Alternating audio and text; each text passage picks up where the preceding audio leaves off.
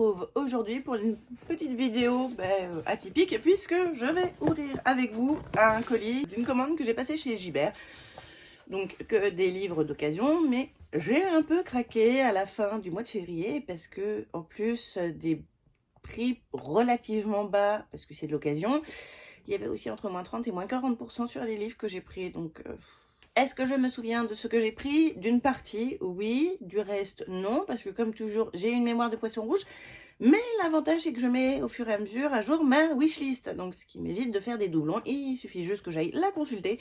Et je sais qu'il y a quelque chose qui va arriver parce que le livre en question n'est pas dans la wish alors qu'il devrait y être. Alors, pour ceux qui se posent la question, parce que j'ai vu beaucoup de vidéos qui passaient en mode « Oui, alors, pour 60 €, j'ai pu avoir 10 livres d'occasion, tout ça. » Je vous passerai le nom de la plateforme d'occasion qui fait ce genre de pub actuellement. Sachez que j'ai de mémoire 13 bouquins dans ce colis et que j'en ai eu pour un petit peu moins de 65 €. Donc, relativement raisonnable. De mémoire, j'avais fait les calculs, on est à moins de 5 € par livre, donc c'est pas mal. Bon, on attaque cet unboxing. Alors, je vais faire un petit peu comme ça vient, pour la simple et bonne raison, c'est que tout est en carton. Voilà, j'ai juste ouvert à l'instant le carton. Voilà, vous voyez, c'est qu'il est encore collé sur un côté. Voilà. Et donc, hop, je le pose à côté de moi, parce que est-ce que sur les genoux, ça va m'embêter. Et donc, du coup, je vais essayer de le faire au pif. Je vous regarde et on voit ce qui sort. Ah oui, je l'avais vu passer sur je sais plus quel compte TikTok. Il s'agit de Cadavre exquis d'Augusta Basterica, donc en version poche chez J'ai lu. Et de mémoire, c'est dans un monde futuriste. C'est de la SF, clairement. Qui met vraiment à réfléchir parce que suite à une maladie, les animaux sont devenus impropres à la consommation humaine.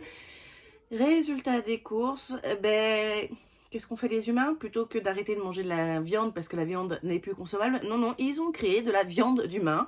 Donc, une version d'humain spécialement conçue pour la chaîne alimentaire. J'avoue que rien que le synopsis me met mal à l'aise.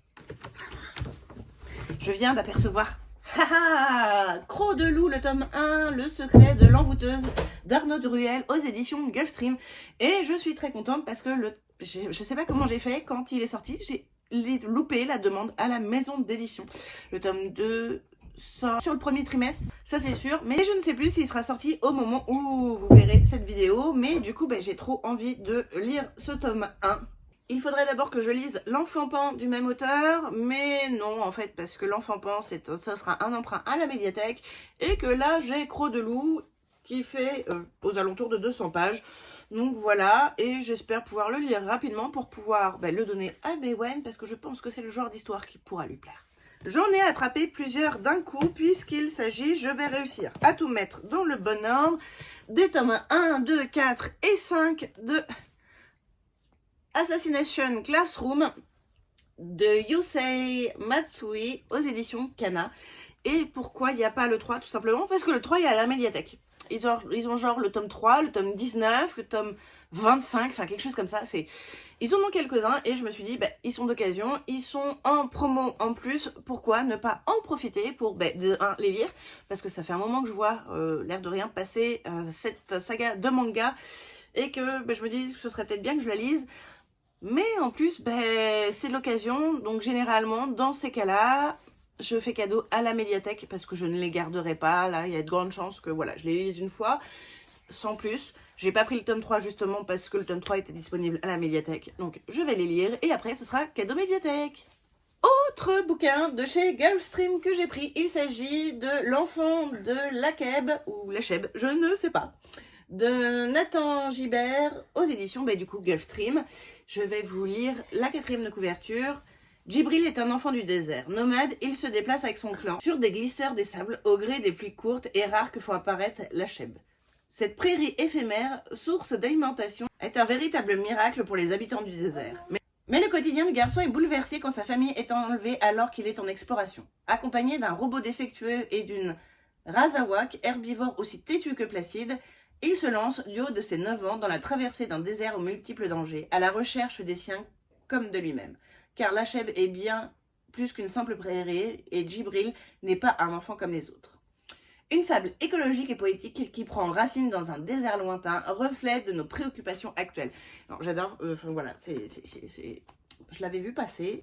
Alors je l'avais demandé à la maison d'édition, sauf que j'avais du retard au niveau de mes demandes de service presse et on m'a gentiment répondu, et c'est normal qu'il ne restait plus de livres pour les services presse. Ça arrive, ça m'apprendra à répondre en temps et en heure quand Louise nous envoie les mails, hein, voilà, c'est de ma faute, purement et simplement. Mais du coup, voilà, un de plus, la maison d'édition Gulfstream dans ma palle. Ça commence à faire beaucoup, l'air de rien. J'en attrape un autre au pifomètre et il s'agit de Girl in Real Life de Tamsin Winter aux éditions Slalom. Alors, la vie rêvée d'une youtubeuse. Hein, je pense que voilà, juste ça, j'ai envie de le lire, j'ai pas envie d'en savoir plus, mais de mémoire, ça va être la différence, si je me plante pas, entre la différence, t'es une star en ligne, t'es une ado, c'est en vrai, qu'est-ce que ça donne, comment tu peux gérer, plein de choses.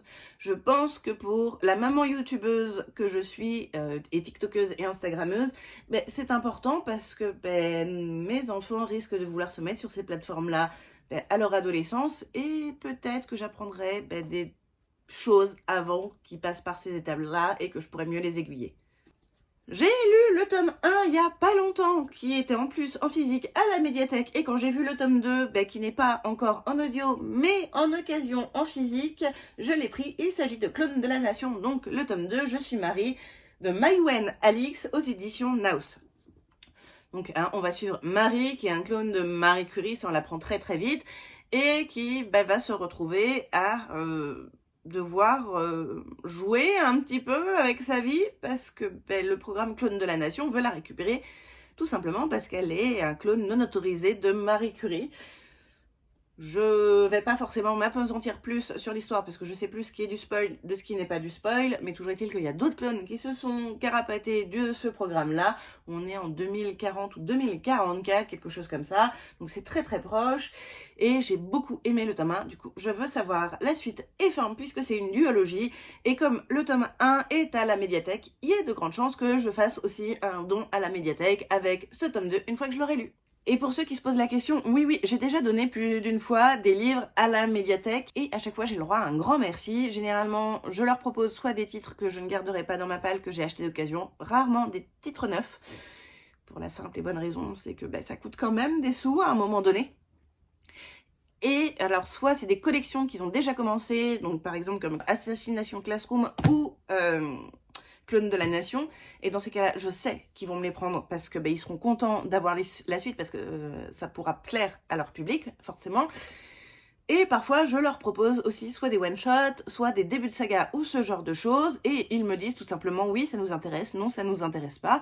Et en fonction d'eux, soit je récupère les livres, soit je leur donne, et tout le monde est content parce que s'ils me redonnent les livres, en fonction de l'état, soit ça va être boîte à livres, soit je vais revendre, hein, en toute honnêteté. Il y a un moment aussi où j'ai besoin de faire rentrer un petit peu d'argent pour en acheter d'autres. Un livre où j'ai craqué à cause du visuel et du titre, il s'agit de Transparente d'Éric P. Renner aux éditions Oscar Éditeur. Alors, je vais vous lire la 4e de couverture, ce sera plus simple. Lina Jane, booktubeuse dynamique sur la chaîne Lady Lear, partage sa passion avec Elouan. Tout bascule le jour où elle découvre dans le grenier familial une collection de cartes d'anniversaire reçues depuis sa naissance et que ses parents ne lui ont jamais remis. Pourquoi? Quel est donc cet expéditeur qu'il aime à distancer en silence? Durant son emploi d'été à la bibliothèque, l'adolescente rencontre Lucia, une vieille lectrice assidue et ancienne artiste de musical. Ensemble, quelle porte secrète vont-elles ouvrir? Une histoire singulière pour interroger la conscience et éveiller les esprits sur la liberté d'être aujourd'hui. Alors, je pense qu'on va parler de transidentité. C'est en tout cas une de mes attentes. Si jamais c'est pas le cas, je pense qu'il y a plein de petites choses à apprendre là-dedans. Donc voilà, j'ai craqué, il fait un petit peu plus de 115 pages, donc ça devrait être rapide. Ça vous avait manqué le Gulfstream parce qu'en fait j'en ai deux là qui sont de la même collection, donc à savoir la collection Prélude. Il y a la flûte enchantée de Béatrice Nicosen et la Traviata de Fabien Clavel, qui sont donc des réécritures d'opéra, et j'avoue que rien que pour ça, ça me tente bien. En plus, celui-là est super méga aéré, l'autre un petit peu moins, mais comme vous voyez, ils sont pas forcément très très gros. Donc bah, du coup, quand je les ai vus, ils m'avaient déjà fait de l'œil sur le stand. Je me suis dit, allez, go banco, on les prend. Et pour finir, j'ai pris La lumière des profondeurs de Francis Hardinge aux éditions Gallimard Jeunesse. Je ne sais plus du tout de quoi ça parle, mais je l'ai vu passer plus d'une fois sur les réseaux sociaux. Résultat des courses, ben voilà, c'est l'exemple même de parfois je moutonne très connement parce que je ne sais plus du tout de quoi ça parle. Mais je me dis que une écriture qui fait penser comme ça à la mer pour cet été, ça pourrait être bien. Bon, ben voilà, encore un joli craquage, cette fois-ci d'occasion, donc je sauve parce que je pense que j'en aurais largement pour plus si ça avait été des achats neufs. Mais donc voilà, je me suis fait un petit plaisir, relativement sage, et puis bon, ça fera plaisir aussi à la médiathèque. Donc je suis contente, maintenant il ne reste plus qu'à les lire pour pouvoir vous donner mon avis.